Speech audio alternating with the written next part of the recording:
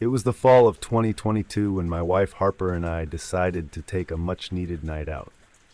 We had a toddler, Luna, who was just 2 years old at the time. With no family nearby to help, we turned to an online babysitting app called Sitter City to find someone reliable. After browsing dozens of profiles, we came across a woman named Evelyn. Her reviews were excellent, responsible, experienced, and with great references. She had worked with families with toddlers before, so we figured she would be perfect for us. When we met Evelyn, she seemed exactly as described. She was in her late 20s, soft-spoken, and immediately clicked with Luna. She even reassured us that she had experience with energetic kids. She put us at ease, and we felt comfortable leaving our daughter with her for a few hours. After all, we were just going to a dinner party with some colleagues, nothing too extravagant. The night started like any other. Harper and I had a quiet dinner at a friend's house, catching up with people from my college, talking about future projects, and discussing my plans for the next semester. It was peaceful, and I remember feeling a weight off my shoulders, knowing Luna was in good hands. We even checked in once to make sure everything was fine. Evelyn had put her to bed, and everything was going smoothly. It wasn't until we were on our way home that things started to feel off. The whole time we were out, I kept telling myself I was just being paranoid. After all, Evelyn was highly recommended, and everything seemed fine when we left. But as we approached our neighborhood, I felt a strange, nagging sensation in my gut. When we arrived home around 11:30 p.m., the lights were dim, and the house was unusually quiet. I expected to hear Evelyn talking to Luna, maybe reading her a bedtime story, but there was only silence. I told Harper I'd go check in and make sure everything was okay. I found Evelyn in the living room, scrolling through her phone. Luna was in her crib, fast asleep, and everything seemed fine. Evelyn stood up when I walked in, smiled, and reassured me that everything had gone smoothly. But there was something off in her eyes, an anxious, almost hurried look. I shrugged it off, thinking it was just my imagination. As I walked through the house, checking each room to make sure everything was locked, I noticed something unusual. The window in the guest bedroom was slightly ajar. I didn't think much of it at first. Maybe I had left it open by accident. But then a strange thought crossed my mind. Wasn't it supposed to be locked? I decided to check the cameras we had installed around the house. They weren't anything fancy, just basic security cameras, but enough to give us peace of mind. I opened the app on my phone and started scrolling through the footage. It wasn't until I reached the footage from earlier in the evening that my stomach dropped. Around the time we left for the dinner, Evelyn was walking around the living room, seemingly organizing things. But as I continued to watch, I saw her walk into our bedroom. The camera angle was slightly obscured, but I could make out the shape of her rummaging through the drawers. I leaned in closer, my heart racing. She was looking through our things. She wasn't just tidying up, she was searching. After a few minutes, Izaware slipped something into her bag. It wasn't clear what it was, but it looked like one of my watches. Something I had left on the dresser that I knew was worth a few hundred. I couldn't believe it. She had been stealing from us. I quickly fast-forwarded to the next footage, which was from the kitchen. Evelyn was standing by the door looking outside. Then to me horror, Izaware unlocked the back door. That's when I realized she wasn't just there to babysit. She was planning something. I had no idea if she was working alone or if she had someone outside waiting, but it was clear she had planned this out. She was going to let someone in after she left. I stood frozen, trying to process what I was seeing. My mind was racing. I called the police immediately, feeling my hands shake as I explained the situation. The dispatcher reassured me that help was on the way, and we sat in silence for forever, waiting for the officers to arrive. I couldn't take my eyes off the footage, knowing Evelyn was still in the house. Was she trying to get away with it all, or was there someone else involved? When the police finally arrived, they were quick to assess the situation. They searched the house and found that Evelyn had indeed taken several items. But as they questioned her, something strange happened. She'd need everything, even when confronted with the footage. She claimed she had been looking for something to make herself more comfortable, but it didn't explain the bag she had clearly been hiding under her jacket. They arrested her, but even as they let her out of the house, I felt unsettled.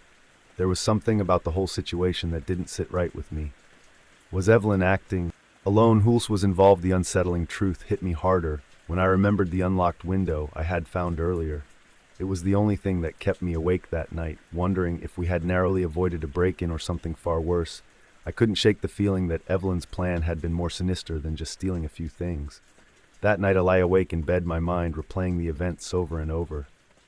What was Evelyn really after, and who was she working with? The police couldn't give me any answers, and whenever heard from Evelyn again, it felt like there were too many unanswered questions. The only thing I knew for sure was that I had come too close to something much darker than I had ever expected.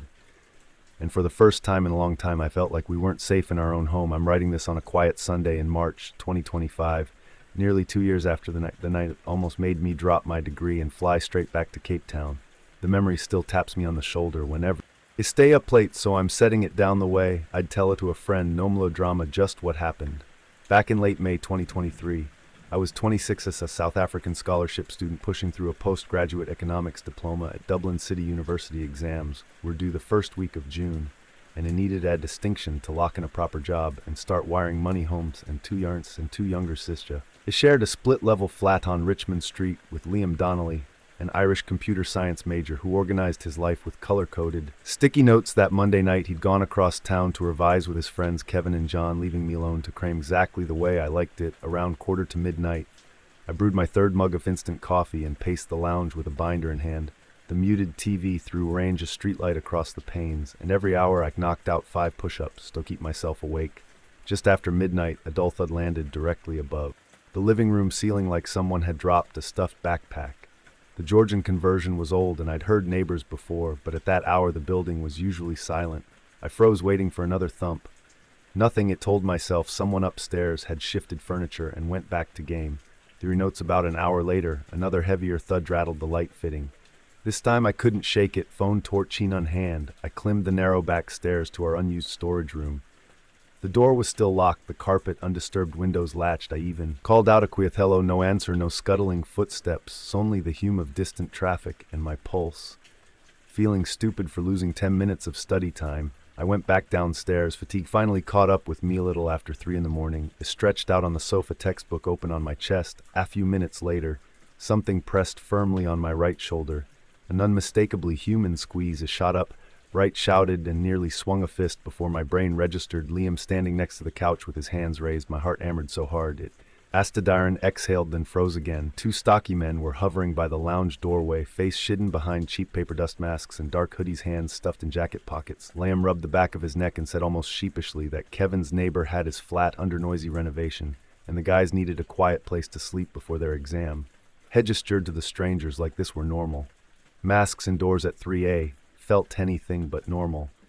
Yet I was too drained to argue, muttering something like, "Sure, whatever."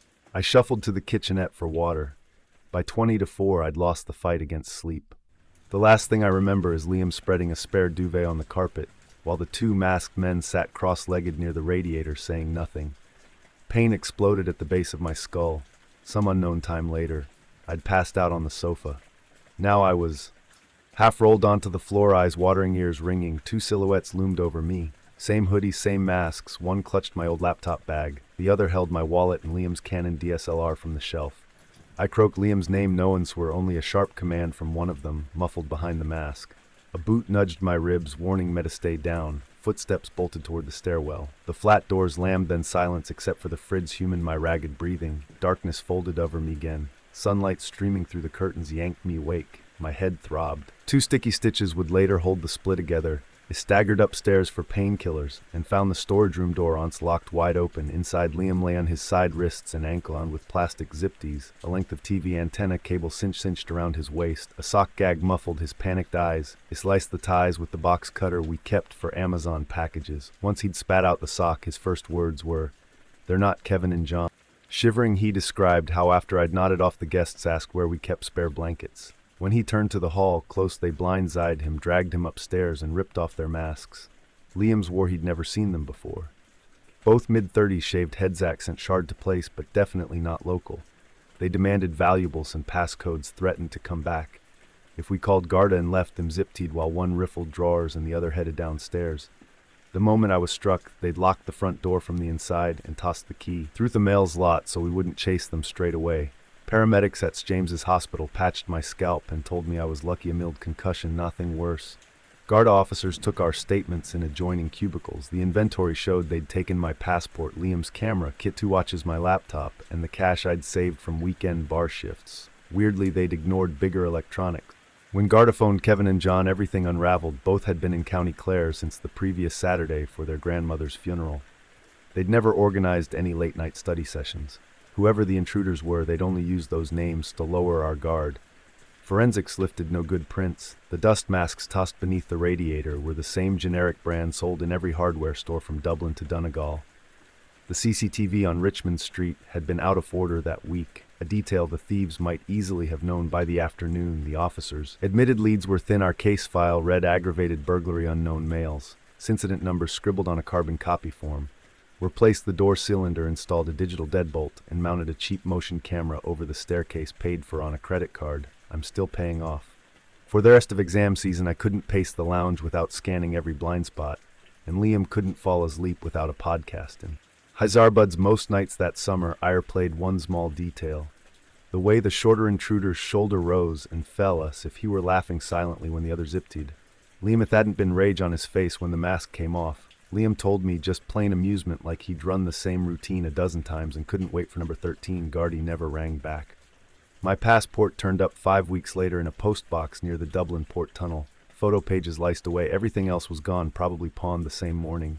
I still picture someone scrolling through my laptop files or fiddling with my calculator, not caring that each item meant another month I'd have to scrape by. I passed my exams barely, and in October 2024, I finally wired the first proper chunk of euros home enough to patch the leaky roof over my parents' bedroom. Yet every success circles back to that night, to a stranger's hand pressing down on my shoulder in the early morning dark, and to the fact 2 men we'd never met walked into our flat wearing disposable masks and walked out with pieces of our lives unseen, untraced, and probably ready to do it again somewhere else. Before we dive into the next story, if you're visiting our channel for the first time, don't forget to hit the subscribe button and turn on the bell icon to stay updated with our upcoming scary stories. Your support means the world to us, so please share these stories with your friends and family. Thanks. I started working at Palmo's Pizza in September 2022 and needed the job. Things at home were a mess. My stepmom Diane made sure and never forgot I wasn't hers. She didn't hit me or anything, but she didn't need to. Every day felt like a test. I couldn't pass constant jabs about being lazy, not good enough. How I'd end up like my real mom, Holft. I just wanted a way out of the house for a few hours every day. So I took the night shift delivering pizzas. The job wasn't bad. It was quiet, usually like driving around with music on and the smell of hot food in the car. People were decent. Tips weren't amazing, but they gas in my tank and bought me a little piece. This happened on a Thursday night. I remember because I had school the next morning, and I was shopping for an easy night. We were slow, just met the cook and the girl at the front desk. Around 9:30 p.m. manager came in for a medium pepperoni cash payment. The house was only 10 minutes from the store, a single-story ranch home out near the woods, right where the newer houses meet the older farmland. I pulled up a little before 10. The street was dead quiet, no porch light on. I double-checked the address, right house. I grabbed the pizza, walked up the drive and knocked, and nothing. No sound, no Oot steps inside, I knocked again, waited, still not hing. I figured maybe they were grabbing cash or in the bathroom, so I stood there. Maybe 30 seconds passed. I knocked it third time, louder this time, and called out Polero. Still dead quiet. I was just about to pull out my phone to call the number on the order when I noticed something. The curtains in the front window, just to the left of the door, moved. Not a lot, just a subtle shift, like someone peeked out and let them fall back.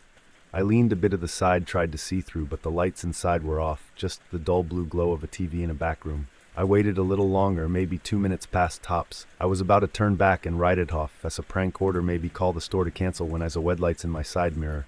2 cop cars, no sirens, just rolling up slow like they didn't want to draw attention. One parked across the street, the other pulled right up behind my car, blocking me. I didn't move. I just stood there on the porch, pizza in hand. The doors opened. 2 officers stepped out, one older, maybe late 40s, the other younger and taller. The older one grabbed gloves from his belt and started putting them on as she walked up. The younger guy popped the trunk of the cruiser and pulled out a shotgun. My mouth went dry. The older cop stopped halfway up the lawn and called out, "Hey son, are you delivering to this house?" I nodded. "Yeah, pepperoni." No one's answering. He looked at the door, then back at me. "There won't be any deliveries tonight," he said flatly. "Go back to your car and stay there." I didn't argue. I walked slowly back to my car and I set the pizza box in the passenger seat and locked the doors. I watched them from the rear view mirror.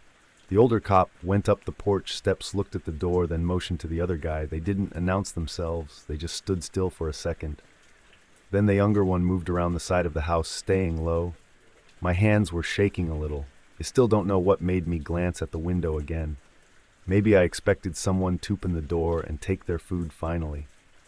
But when I looked up, the curtain was pulled again, this time as all part of a face, just as liver, one eye, and part of a forehead staring straight out at me. It was enough to freeze mean place, not because of what is, but how still it was, no movement, no blink, just watching.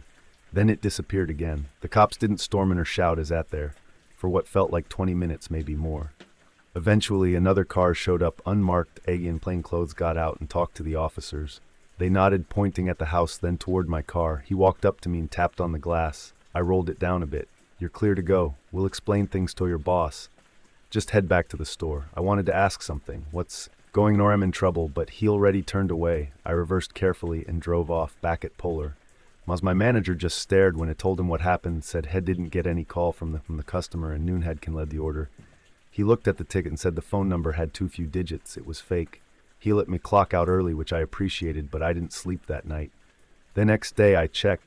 The news, nothing. I kept checking for a week, still not hing, no report, no arrest, no police activity in that neighborhood. It was like it never happened. A few days later, out of habit, I checked our delivery records from that night. That address had never been used before. The order had been typed manually. No phone number is attached to the profile, no mail, no notes, just an address. Sometimes I wonder what would have happened if I'd waited longer or knocked again, or if the cops hadn't shown up when they did. Whoever was in that house had been expecting someone, and I'm still not sure it was me. This happened. I was 7 years old, living in a quiet suburban neighborhood in southern Pennsylvania. It was fall, mid-October. I think the leaves had that perfect amber color, and the air always smelled like a mix of chimney smoke and damp wood. I had just started second grade, and for the first time ever, I was allowed to walk home from school on my own. The walk wasn't far, just 3 blocks, and the neighborhood was considered safe. My mom worked from home, and she'd usually be waiting at the window to wait me when I got at the corner. That little wave made me feel like I was older than I was, like I was doing something grown-up event, though my backpack probably weighed more than I did. Anyway, on this particular Friday, I was walking home like usual. I had a peanut butter and jelly sandwich in my lunchbox that I didn't eat during lunch, mainly because I had traded it for some Doritos and a Twinkie, and I was swinging my lunchbox back and forth like a pendulum. Everything felt normal, quiet, peaceful until I saw the yard sale. It was on Ridgewood Drive, which was one street before my own house I'd never paid much attention to before. One of those old sagging 2-story houses with ivy crawling up the porch. Posts had a few tables out front. Blankets were draped over some folding chairs, and items were spread out like a thrift store exploded in someone's front yard. What caught my eye was a small wooden box with brass corners and a latch. I don't know what drew me to it exactly. It just looked interesting, so I wandered over. That was mistake number 1. The man sitting in the chair behind the table was tall and thin. So thin he looked like he could have been made out of wires and stretched rubber. He wore an oversized hoodie with the hood pulled low. Evan thought the sun was still out. His skin pale and kind of blotchy, and his lips were cracked like he hadn't drunk water in days. But what I remember most were his eyes. They didn't look connected to anything, just blank, like they weren't seeing what they were looking at. I didn't say anything when I picked up the box. I just sort of held it in my hands, admiring the carvings on it.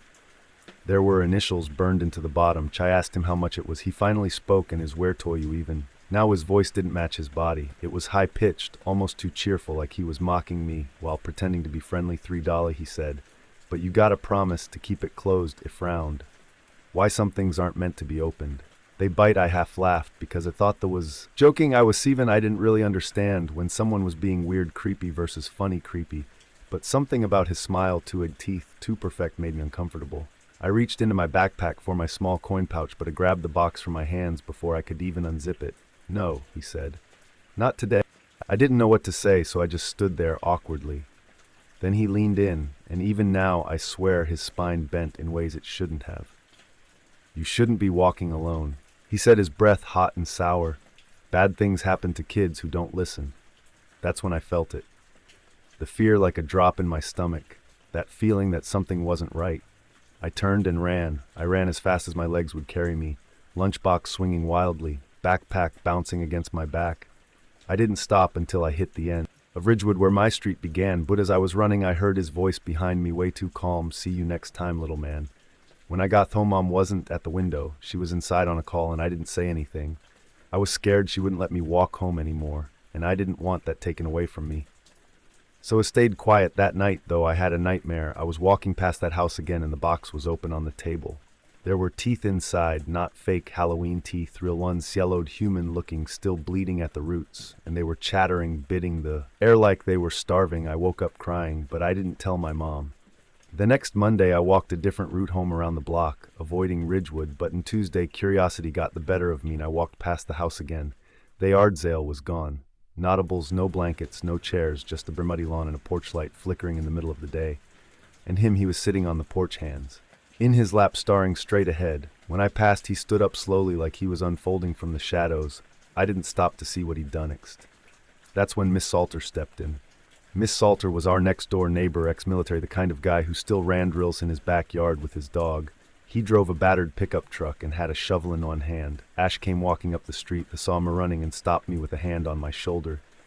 "You okay, sport?" Was out of breath but nodded, pointing toward the porch behind me. "That guy, he said weird stuff. He scared me." Miss Salter didn't say anything. He just looked over my shoulder, then at me. His eyes narrowed. "Go home," he said. "Now don't stop until you're inside." I did what is said. I never found out exactly what Miss Salter did or said to that man, but by the next day the house had a for sale sign out front. A week later it was empty. Miss Salter never talked about it, and I never brought it up again. Years later, when I was in high school, I asked my mom if she remembered the guy on Ridgewood. She said she vaguely remembered hearing something about him being arrested for harassment, but the details were always fuzzy. No one in the neighborhood knew who he was or where he came from. It was like he just appeared and then vanished. I still think about that box sometimes. The carvings, the latch, the initials. I sometimes wonder what was really inside, or if there was anything at all. Maybe it was just a weird guy trying to scare kids. Maybe it was something worse. But every October, when the air starts to smell like wood smoke and the leaves turn to amber, I think back to that walk home, and I never ever walked past Ridgewood Drive.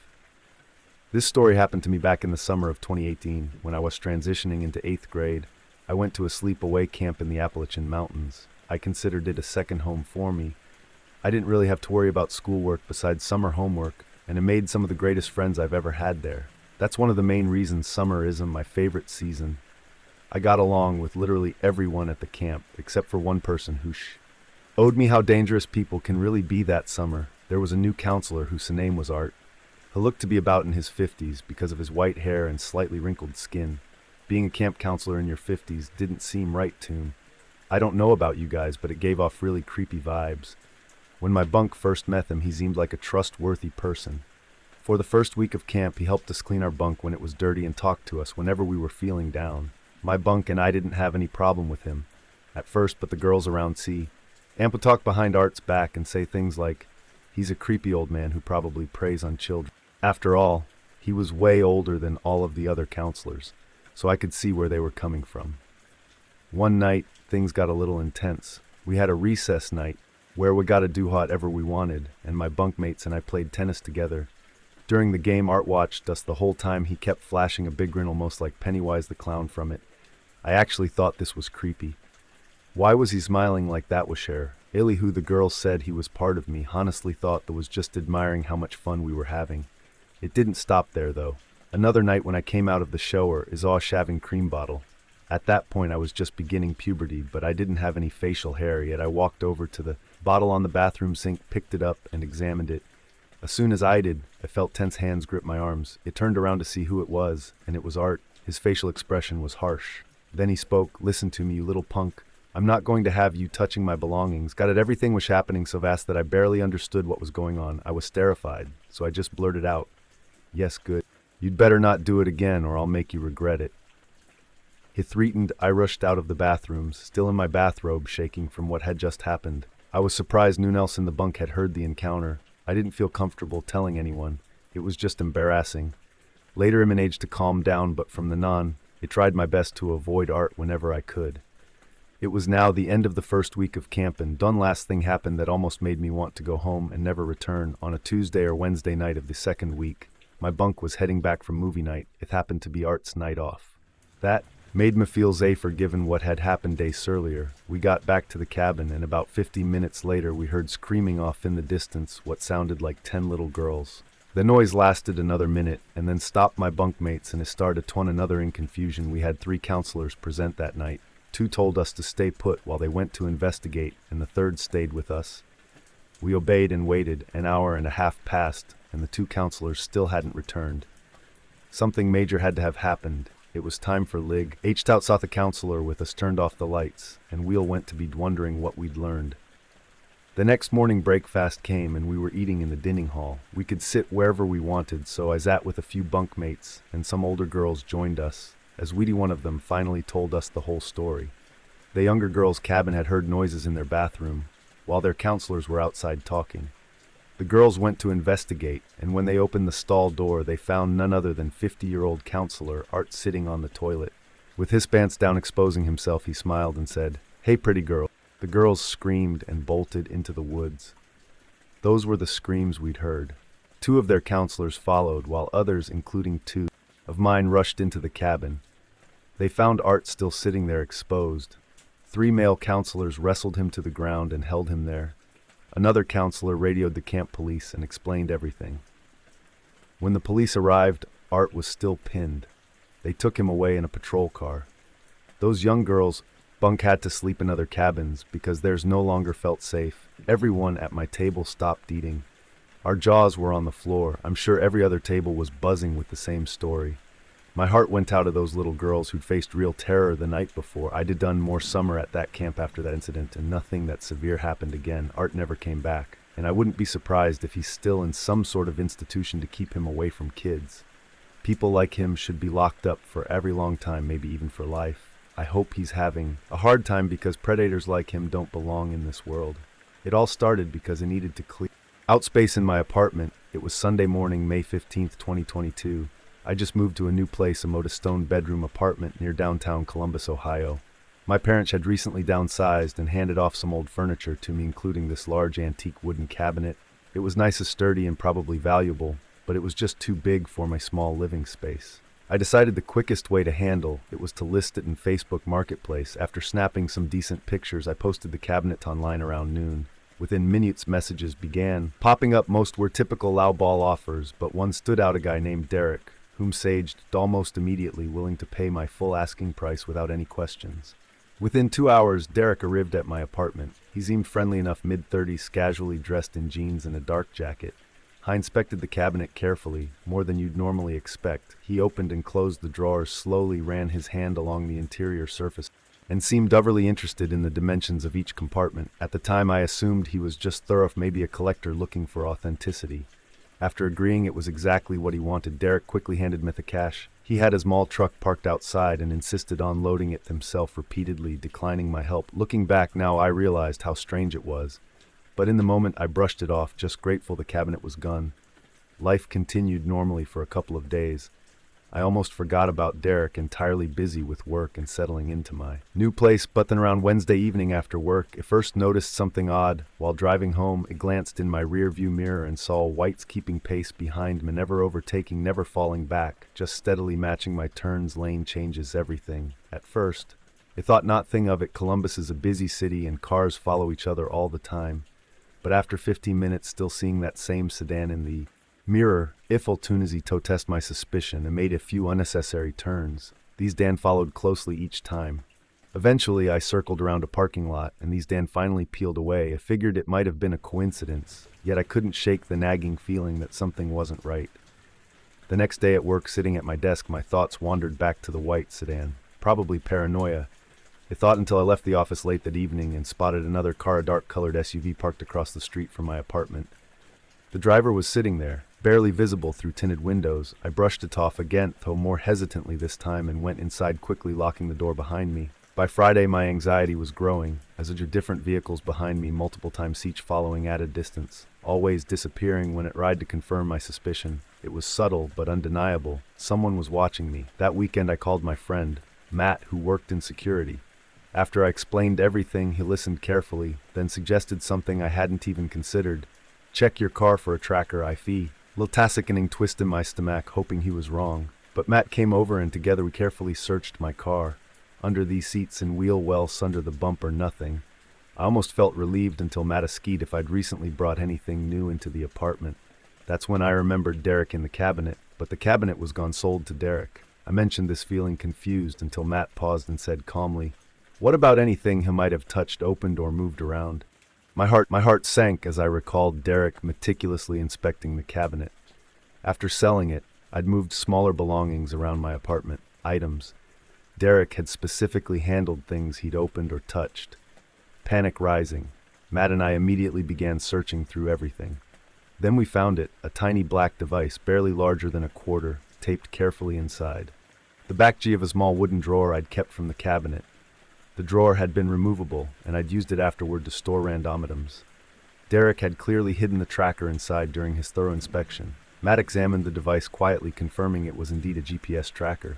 Suddenly, it all made sense. The following cars, the feeling of being watched. Derek had known exactly where I was at all times.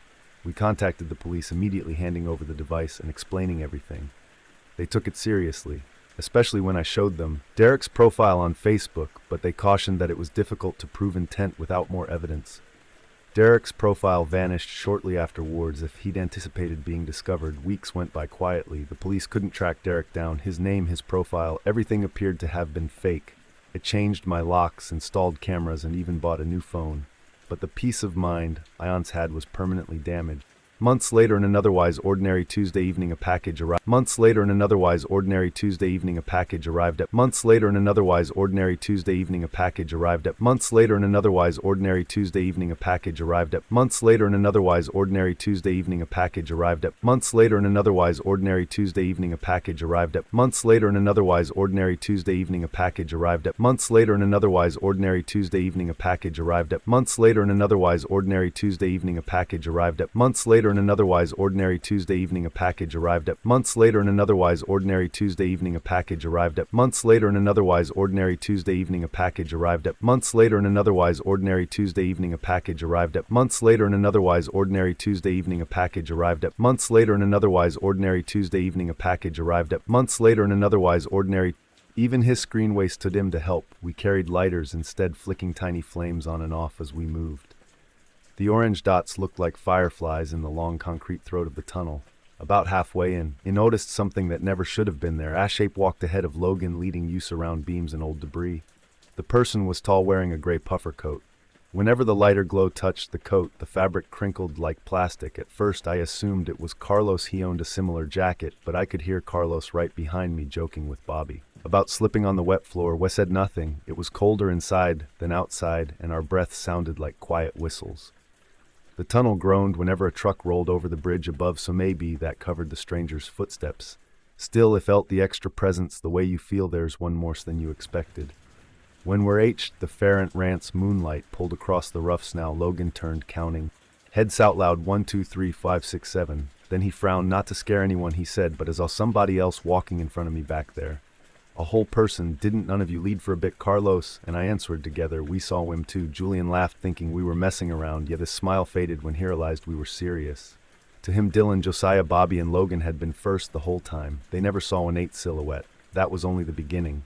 We hurried up as now we sloped toward town.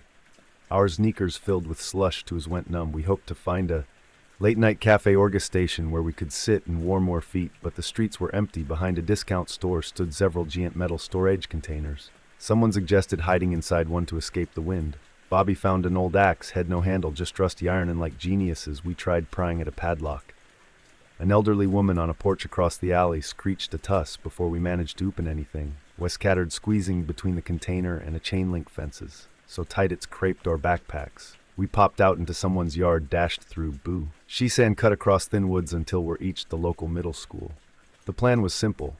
Use the outdoor outlets near the cafeteria to charge at least one phone, then order pizza. Unfortunately, a night security guard spotted us. These condor boots scrunched across his flashlight beam hailed. We bolted. Logan cleared the first fence like an Olympic hurdler, arms spinning so wildly that Dylan shouted, "Bro looks like a cartoon cowboy." Well, even while escaping, I dropped my phone on the second fence. Bobby, still clutching the axe, had stopped to help me fish it out of knee-deep powder. That delay cost us. By the time we reached the tree and everyone else was gone, we followed their footprints to a narrow road, then to a trail lit only by cloud-filtered moonlight. The path ended at a lonely maintenance shed beside the woods. Faded security lamps glowed inside its windows. Logan, Josiah, and Dylan lingered near the trees while Julian, Bobby, Carlos, and I stood by the trail. Julian and I crept forward to peek. As we circled the building, a massive dog, at least we thought it was a dog, strode into view near the door. Its back was as shy as my waist. It spun and shouted, "Big dog, huge dog." Julian tried to pivot, but slipped, sliding on his side like a baseball player stealing second. We burst out laughing until Julian looked past us. His eyes widened, color drained from his face.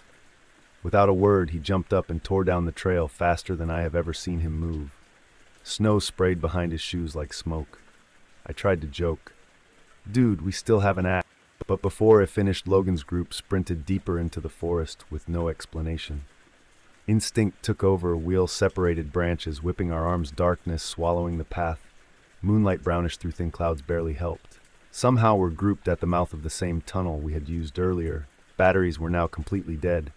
Only Dylan had two half-spent lighters. Had paused at the entrance, struck both and left them flickering on the concrete rail that covered a service trap door. "None of us noticed until we were halfway inside," Dylan said. "Guys, I left a little light at the start so we could find the hatch again." Logan stopped walking. "You what?" Dylan repeated it. Logan's voice bounced off the walls. "Are you crazy? In a closed tunnel, gas can build up in here. Those flames could have blown us sky high with only one exit behind us." Fears printed through me faster than any guard ever could. We ran the rest of the way, climbing over those same hidden beams and chunks of scrap. When we burst into the cold night air, lungs burning, nobody spoke. We simply listened to our pulses hammer in our ears. Back at Logan's house, shoes thawing by the heater. The room felt too small for all the questions. Julian trembled so hard his teeth clicked he could not explain what he had seen by the shed. Logan did the talking, describing the shape we noticed in the tunnel and the enormous, not quite a dog outside the building. Dylan and I backed him up. Bobby, Carlos, and Josiah admitted they had not seen the tunnel figure clearly, but they heard footsteps that did not match our count. Wetry to sleepy. At every creak off floorboard sounded like wets. It's now cracking under that dog's paws, or like one more footstep following 8 instead of 7. 1 year later, summer vacation 2024, curiosity defeated common sense. The snow was long gone and daylight lasted late. Sore turning felt safer. Only 4 of us went, Julian, Bobby, Carlos, and I. The path through the woods looked normal. No strange footprints, no broken branches. Sunlight painted the leaves gold. The maintenance shed had changed beyond recognition. Fresh siding, new shingles, and clean windows without condensation. The air around it felt ordinary, like any other place in daylight. We walked as low circle. No chain marks on the door, no scratch lines, no sign of agent animal. Whatever frightened Julianne and the rest of us by extension no longer lived. The refight ver had still while standing in the warm grass. It felt the hair on my neck rise exactly the way it did inside that tunnel. Not because something watched us now, but because memory can be heavier than the moment you first lived. I heard Logan's warning inside my skull as clearly as if he whispered behind me, "Dude, that's no dog." And just like that, winter crashed over my thoughts. The 8th shadow, the rushing guard, the weight of the axe head in Bobby's hand, and the hiss of lighters in the stale air. The shed might have been new, and the trail free of footprints, but the night we met, whatever walked with us, still lives inside my head, forever pacing, counting 7, then 8, then 7 again. I don't know what led us into that tunnel, or what crouched outside that shed. Maybe it was just fear wearing ordinary shape. Maybe it was something that enjoyed walking among careless kids who thought an adventure was just another story to tell. Either way, when I flick a lighter today, the tiny flame never feels warm. It feels like a warning sign glowing in the dark, reminding me that some mysteries follow you home. Even after the snow melts and the shed gets a fresh coat of